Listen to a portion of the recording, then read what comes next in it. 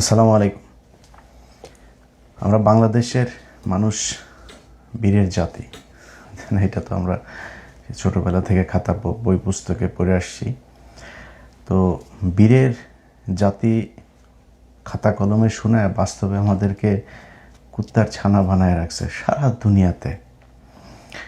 আজকে সকালে আপনাদের রাতে, বাংলাদেশ সময় রাতে, আমি এটা যখন রেকর্ড করছি তখন আমার এখানে আবার আপনাদের সকাল, আপনারা এটা দেখবেন আপনাদের আবার রাতে। যাই হোক, তো আপনাদের রাতে, বাংলাদেশ সময় রাতে আমার এলাকার এক ছেলে ফোন করলো। সে আপনার যাবে হইল গিয়া ওমানে।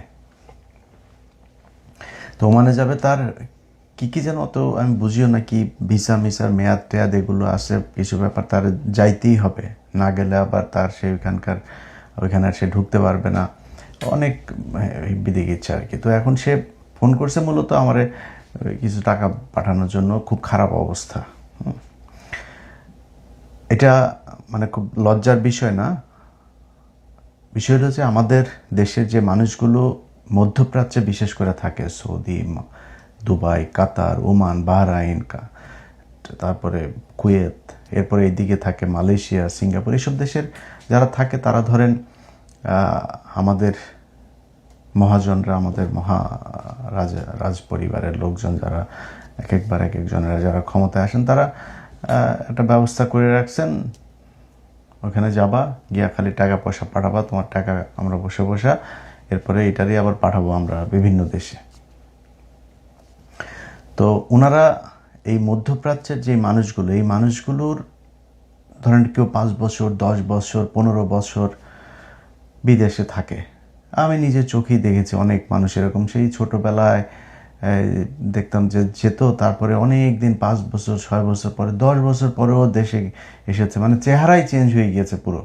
ধরেন একদম ইয়াং বয়সে গিয়েছে, তারপরে মানে আমাদের মতো এরকম আধা পাকা দাড়ি, এর চেয়ে আরও বয়স্ক হয়ে তারপরে দেশে ফিরেছে, এরকম দেখেছে। এখন এই মানুষগুলো কিন্তু এই এত কষ্ট করে তারপরে দেশে আসে না, দেশ থেকে আবার যখন যাওয়ার যখন সময় হয়, তখন তার পকেটে কোনো টাকাই থাকে না। আমার এক খুব ক্লোজ ফ্রেন্ড আছে, ওর নাম হচ্ছে, নামটা না বলি, ও প্রথমে আইসা তারপরে মনে করেন যে গোল্ডলিপ খাইতো। তো গ্রামে তো গোল্ডলিপ সিগারেট অত পাওয়া যেত না, আবার বাজার থেকে তারপরে গোল্ডলিপ আইনা তারপরে খাইতো। এরপরে খাওয়া শুরু করলো নেভি, তারপরে আরেকটা কি যেন 50 পয়সার একটা কি সিগারেট, রেড না কি যেন একটা সিগারেট ছিল। এরপরে বিড়িও মানুষের কাছে চায়া খাইতো 2-3 দিন পরে, বুঝছেন। মানে 2-3 মাস যে সে দেশে থাকতো, প্রথম 15 দিন তার একটু ভাবসাব নিয়ে তারপরে চলতো, এরপরে মানে থাকতো না কিছুই। এবং এই যে কদিন সে সিগারেট খাইতো না, পাশে যায় লোকজন বসে থাকে, একটা সিগারেট দিয়ে কিনে, হ্যাঁ, এরপর ওর পকেটে যখন আবার নাই, তখন কিন্তু কেউ খোঁজ নেয় না। এটাই আমাদের এই নিম্ন আয়ের যারা বিভিন্ন লেবার ভিসাগুলোতে যারা বাইরে আসেন, এই লেবার ভিসার মানুষগুলোর সবার পরিণতি প্রায় একই রকম। কেউ খুবই কদাচিৎ কিছু মানুষ আছে খুব ভালো ভিসায়, সেখানে গিয়ে খুব ভালো একজন মালিকের আন্ডারে কাজ পেয়েছে, সেটাতে ভালো টাকা পয়সা কামায়, এগুলোর রেয়ার কেস। এখন এই মানুষগুলোর আপনি সেইখানে যায়, আসার সময় তার পকেটে টাকা নেই, সে যাওয়ার সময় এই মুহূর্তে এখন মধ্যপ্রাচ্যে যেই যুদ্ধটা চলছে, মধ্যপ্রাচ্যে আমাদের দেশের সবচেয়ে বেশি মানুষ থাকে। এটা তো আমাদের দেশের সরকার, আমাদের মন্ত্রণালয় কেউ না জানে না এরকম তো না, সবাই জানে যে এইটা আমাদের সবচেয়ে বড় খাত।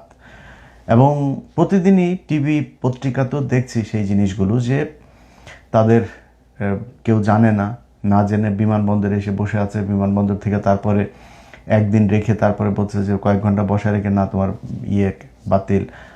এরপরে আবার তারা টানায় দেওয়া শুরু করলো। এখন ভাই, প্রথম কথা হচ্ছে সেটা হচ্ছে আমি একটা বীরের জাতি, এরকম এক বালের বীরের জাতির একমাত্র জাতি আমরা। এই মধ্যপ্রাচ্যের বিশাল যুদ্ধটার মাঝখানে সব দেশ তার দেশের নাগরিকদেরকে বলছে কি, খুব দ্রুত আমার ওই দেশ ছাড়ো।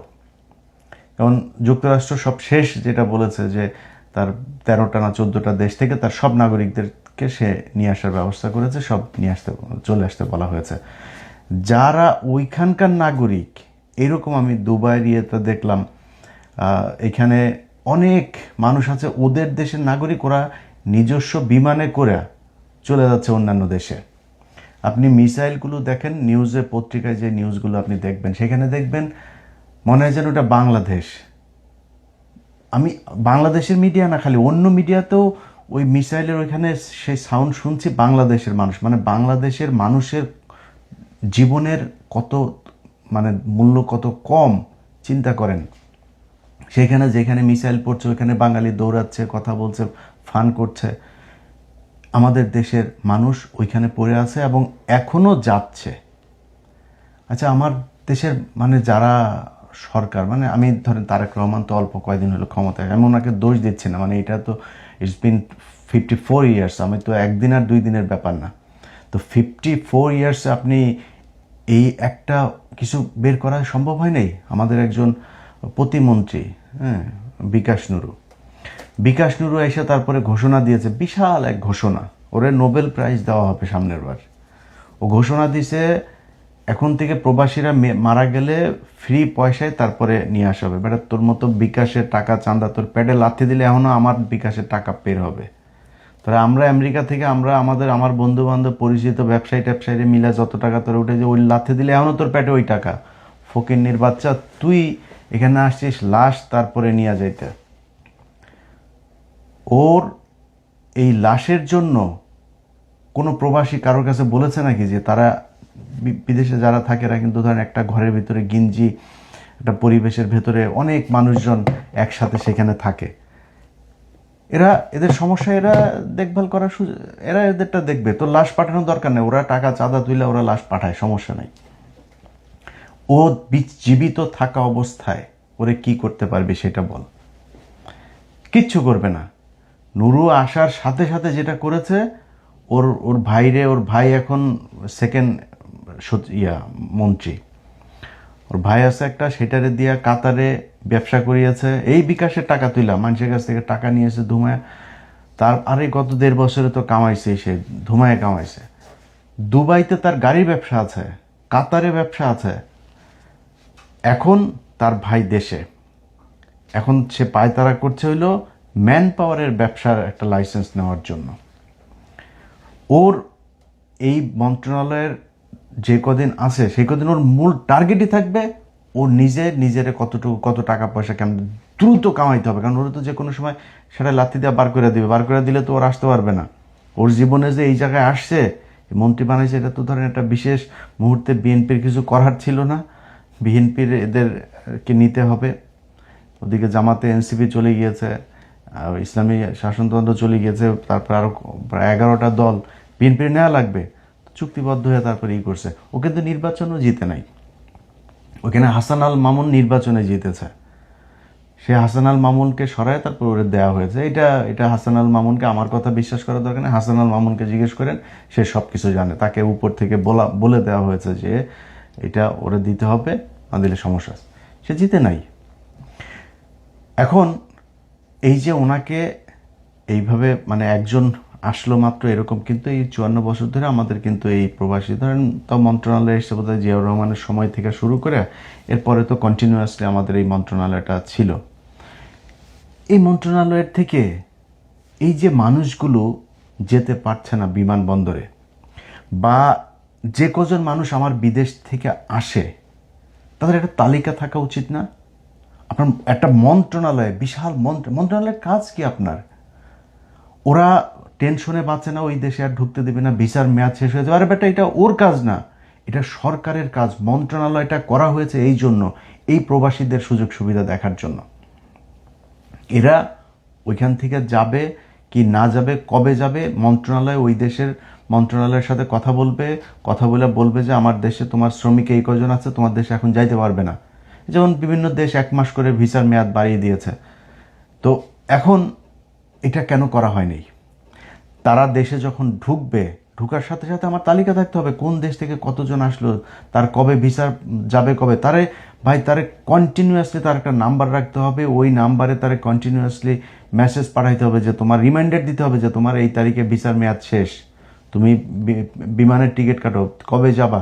ভাই ওর সব ফ্যাসিলিটিস যা দরকার এই একমাত্র এই মধ্যপ্রাচ্যের এই মানুষগুলোই দেশটা টিকিয়ে, একদম এর বাইরে বাংলাদেশের কিচ্ছু নাই, একদম কিচ্ছু নাই।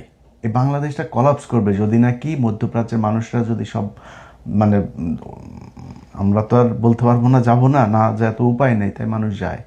মধ্যপ্রাচ্যের সরকারগুলো যদি বলে আমরা বাংলাদেশের মানুষ আনবো না, না খায় মারা যাবে, এই দেশটা জাস্ট পরের দিন শ্রীলঙ্কা হয়ে যাবে। এখন আমাদের বলা হয় যে আমরা হইলাম গিয়া বিশাল আকারের এক জাতির যুদ্ধ করে তারপরে আমরা বিশাল বাল ফলায় ফেলছি। 71 সালের পর থেকে আমরা বীরের জাতি হয়ে গেছি। বেটা 71 সালের আগে এই দেশে আদমজি ছিল, নিউজ প্রিন্ট ছিল, কাপ্তাই ছিল, এই সংসদ ভবন, এই জাহাঙ্গীরনগর বিশ্ববিদ্যালয়, রাজশাহী বিশ্ববিদ্যালয়, ওসমানী বিশ্ববিদ্যালয়, চিটাং বিশ্ববিদ্যালয়, মেডিকেল, এসব এদের করা, এই কমলাপুরটা এদের করা। এই ভাই এগুলি বাদ দেন, মানে অবকাঠামোর কথা বাদ দেন, যতগুলো মিল কল কারখানা ছিল পাকিস্তান আমলে সবগুলো বন্ধ হয়ে গিয়েছে। আমরা বীরের জাতি হয়ে তারপরে স্বাধীন হয়ে কি বাল ফালাইলাম, দুইটা বাল ফালাইছি আমরা। এক, আমাদের মহিলাদেরকে ন্যাংটা বানায় এখন এই যে গার্মেন্টসে কাজ করতে দিয়েছি, আর আমাদের পুরুষদেরকে পাঠাই দিয়েছে হলো মধ্যপ্রাচ্যে যাও কাম করে খাও, টাকা পাঠাও, আমার পেটে টাকা ঢুকুক। এর বাইরে কারো কোথাও কোনো জায়গায় আমাদের জন্য কিচ্ছু নেই। এই যে যারা রাজনীতি করেন না, দেখছেন মির্জা আব্বাস হাত মিলাইছে, হাত মিলায় দেখেন না, হাত মিলায়, আর যেই হাত মিলায় আবার হাতটা আবার দেখে, বুঝছেন ময়লা হয়ে গেল না, ওরা তো জীবনে যায় না ওইখানে। ওরা এই ভোটটার জন্য খালি সেই এদের আমাদের সাথে একটু এসে হাতটা মিলায় 5 বছর পর পর, এছাড়া তো আমাদের সাথে মিলতে চায় না। যান আপনি এখন যান মিলতে, দেখেন আপনি মিলতে পারেন কিনা, পারবেন না। এইভাবে আমাদেরকে ওরা প্রজা আর ওরা হচ্ছে রাজা, এই নিয়মে গেল 54 বছর এই দেশ চলেছে। এখন আপনারা যদি বলা হয় যে ভাই করণীয় কি, করণীয় আপনার হাতে, আপনাকে করতে হবে। আপনাকে এমন মানে শাসন ব্যবস্থার সাথে যারা আছে, যারা আপনাকে ওই চাকরের মতো ব্যবহার করবে, আর আপনি ব্যবহৃত হবেন হয়ে তারপরে তারে রাজা বানাবেন, রাজা বানাই দিয়ে তারপরে আপনি ফকিনের মতো পিছিয়ে পিছিয়ে চামচামি করবেন, এটা যদি আপনি মাইন্ড সেট আপ করে রাখেন, আপনি সারা জীবন এটাই করতে হবে। এখানে আমার তো ধরেন আমার তো প্রচুর মানে বিএনপির লোকজনের সাথে আমার বিশাল খাতির। আমি এখানে এই নিউ ইয়র্কে আমার যত মানুষ আছে বেশিরভাগই বিএনপির লোকজন, জামাতের লোকজন। তো জামাত তো এখানে নামে ওইভাবে সংগঠন নাই, তো বিএনপির সংগঠনটাই আছে, যে কারণে অনেক কিছু ওনার সাথে খুব কথা হয়। এদিন আমরা এক বাসায় গিয়েছিলাম, তো আমার সাথে ব্যাপক তর্ক, বুঝছেন, সে আমার সব বুঝাইতেছে। আমাদের বাঙালির সমস্যা হলো যে আমি যতটুকু জানি, আমি যখন একজন আমার চাইতে বেশি জানা মানুষের সাথে কথা বলি না, তখন আমি একদম মানে মানে বলদের মতো বসে থাকি। আমি শুনি, ওনার কাছ থেকে শিখি। কিন্তু আমাদের দেশের মানুষের স্বভাব হইল জানুক আর না জানুক, ও সব জানে, এটা বুঝাইতে হবে। ও যে জানে না এইটাও জানে না। তো আমার সাথে বিশাল তর্ক, মানে বিএনপি এসেছে, বিএনপি কি, মানে নানান ধরনের কথাবার্তার মানে বিশাল একজন ইতিহাসবিদ। তো তারা আমি মানে অনেকক্ষণ চুপ করে থেকে দু একটা কথা জবাব দিচ্ছিলাম, দিয়ে তারপর অনেকক্ষণ পরে চুপ থেকে আমি তারে বললাম যে ভাই আপনি বিএনপির কি? ও আমি বিএনপির কিছু না, আমি বিএনপির কিছু না, এখানকার একটা আছে, সংগঠনের সাথে আছে, যুবদলের সাথে। তো যুবদলের সাথে আছে, এখন কোনো পদ নেই, আগে তার একটা পদ ছিল। তো আমি তারে বললাম যে আপনি কি যেন সাধারণ সম্পাদক না কি এক পদ ছিল আর কি যুবদলের, যুক্তরাষ্ট্র যুবদলের। তো যাই হোক, সে ব্যক্তিকে আমি জিজ্ঞেস করলাম যে ভাই আপনি যে এই যে এতক্ষণ যে আপনি আমার সাথে এগুলো নিয়ে কথাবার্তা বললেন, তর্ক টর্কগুলো, অনেক কিছুই আপনার কাছ থেকে শিখলাম, আমি একটা জিনিস একটু শিখতে চাই। সেটা হলো জিয়াউর রহমান বিএম এর কত লং করছে, কততম লং করছে অফিসার ছিল।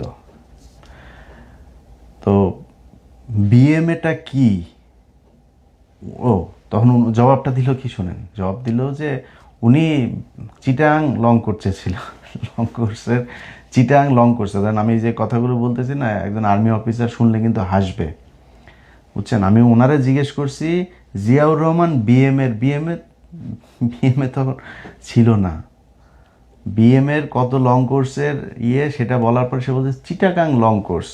এখন এটা আপনাদের বুঝাইতে গেলে মানে আমার অনেক বুঝাইতে হবে, বিস্তর আলোচনায় যাইতে হবে। মানে আর্মির লোকজন হাসতেছে যে জিয়াউর রহমান চিটাগাং লং কোর্সের ছিল। তো আমি তারা বললাম, আপনি এই যা বললেন এই কথাটা একটু রেকর্ড করেন, রেকর্ড করে এটা নিয়ে আপনার পরিচিত কোনো আর্মি অফিসার বা কারো কাছে যা একটু জিজ্ঞেস করবেন যে ভাই আমারে এই সাংবাদিক ইলিয়াস আমার এই কোশ্চেনটা করছিল, আমি দেওয়ার পরে আমারে সে এইটা বলছে। যান আপনি এবার। তো বুঝেন কত নলেজ, এই নলেজ নিয়ে তারা রাজনীতি করে। মানে যে যারে পছন্দ করে তারে ন্যাংটা হয়ে পছন্দ করতে হবে, তার ভালো যেটা ওইটাও ভালো, খারাপ যেটা ওইটাও খারাপ। আমরা কয়েকদিন আগে এই হ্যাঁ ভোট আর না ভোটের আরে ভাই এখন বড় বড় কথা বলেন যে হ্যাঁ ভোট না ভোট কিছু না, জুলাই এগুলো নিয়ে কিছু করা যাবে না, জুলাই এটা করলে সংবিধানের সমস্যা হয়ে যাবে। সংবিধান তোর বাপ বানাইছে। এই যে তোরা যে সরকারটা আছে, সেই যে নির্বাচন ইউনুস আসলো, এই ইউনুসের এই আশাটাই তো অবৈধ। 5 তারিখের পর থেকে তুই যদি নাকি সংবিধান মানতে চাস, তাহলে 5 তারিখের 2024 সালের 5ই আগস্ট থেকে আজকে পর্যন্ত পুরো সময়টাই অবৈধ।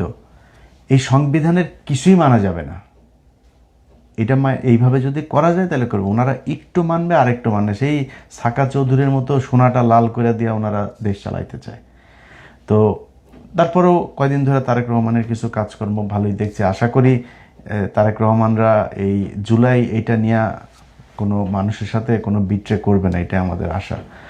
তো যে বিষয় নিয়ে কথা বলছিলাম ভাই, আমাদের দেশের এই আমরা যারা গরিব মানুষ আছি, আমাদের সবার সমস্যা ভাই ওইটাই। আমরা হইলাম গিয়া প্রজা, ওরা হইল রাজা। এই যে ডক্টর ইউনুস ও তো ধরেন মানে আল্লাহ ওরা বাঁচায় রাখুক, সুস্থ রাখুক, কারোর এই খারাপ দোয়া না করি, কিন্তু তো মরার সময় চলে আসছে। মানে অ্যাভারেজ যদি হিসাব করি তো অলরেডি এক্সপায়ার হয়ে গেছে।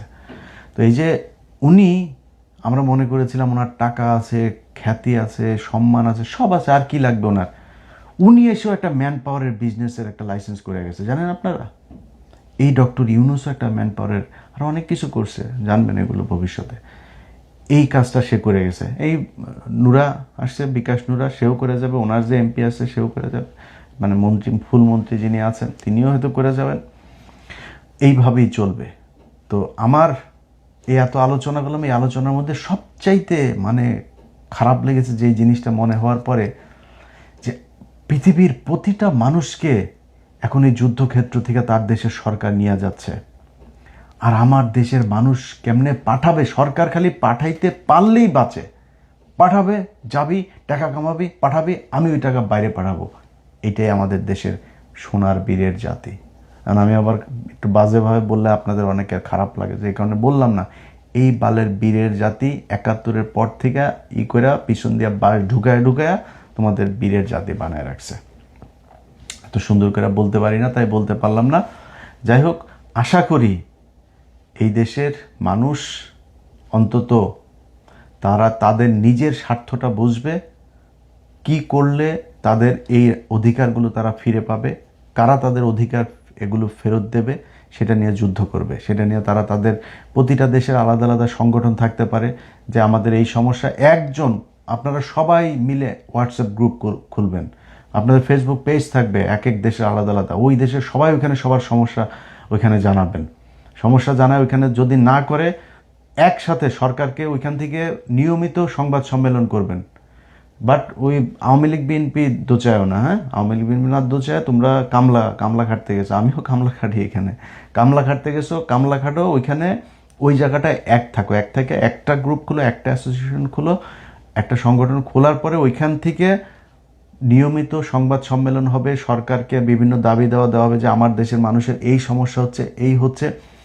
একটা হোয়াটসঅ্যাপের মেসেজের কয়েক লক্ষ মানুষ জেনে যাবে।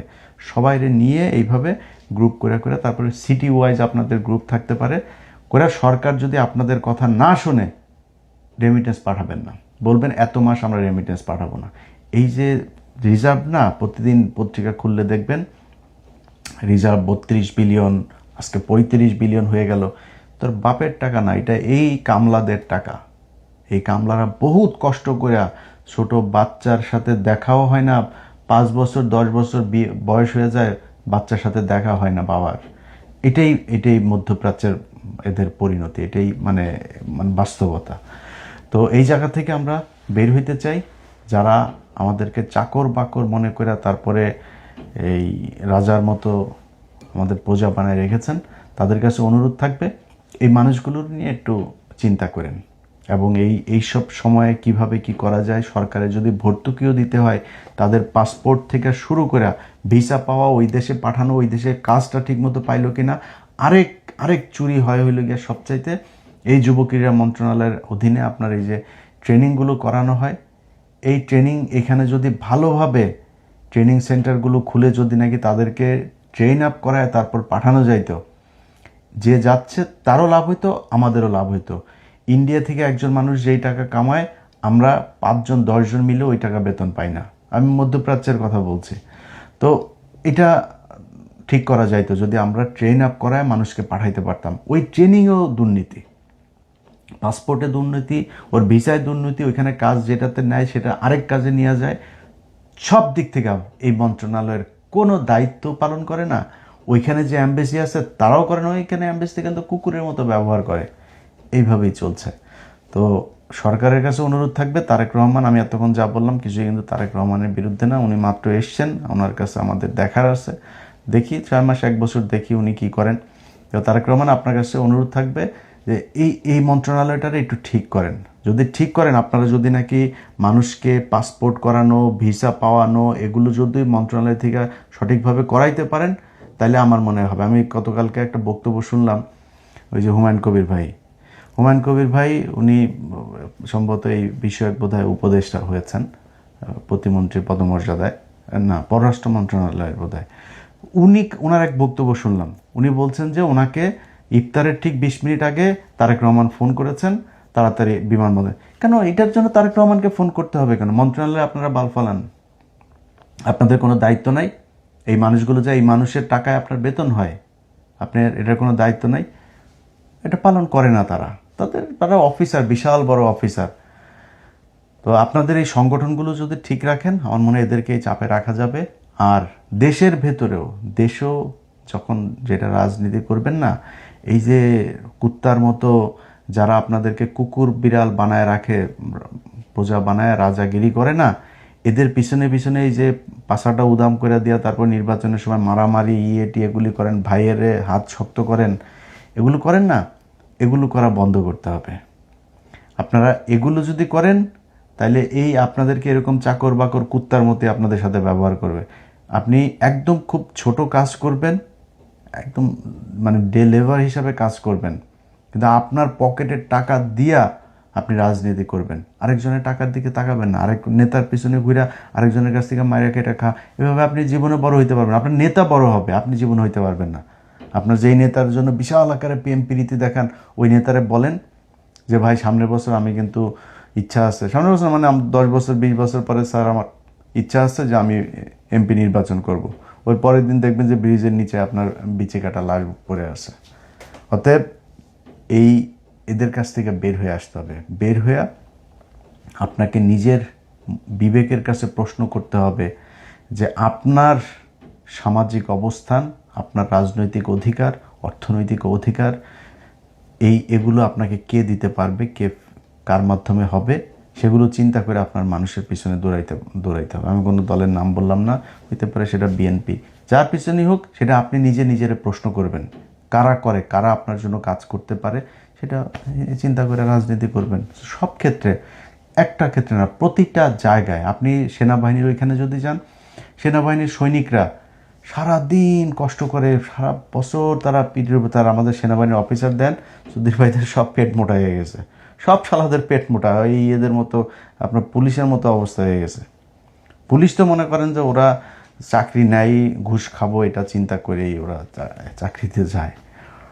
সব না, আবার যেগুলি থানা টানা বিভিন্ন জায়গায় থাকে, ওনাদের মোটামুটি সবারই চিন্তায় থাকে আমি ঘুষ খাবো, ঘুষ খেয়ে তারপরে চাকরিটা যখন যাবে, তারপরে হজ করে তবা করে তারপর ভালো হয়ে যাবো, এত সোজা। সেনাবাহিনীর সৈনিকরা কষ্ট করে, অফিসাররা, ওনারা দেখেন আজকে এই যে ইরানের সাথে যেই যুদ্ধ হচ্ছে, দেখেন ইরান কোথায় আর ইসরায়েল এদিকে আপনার এটা কি যুক্তরাষ্ট্র, এরা দেখেন কত শক্তিশালী, তারপরেও তারা কত বছর আগে থেকে তারা এই মিসাইল টিসাইল এগুলো বানায় রেখে তাতে তারা যুদ্ধ করে যাচ্ছে। মানে ভাই আমার দেশের আছে কি? আপনার যে শত্রু, প্রধান শত্রু ইন্ডিয়া, এই সেনাবাহিনীর ওইটা নিয়ে কোনো টেনশন আছে?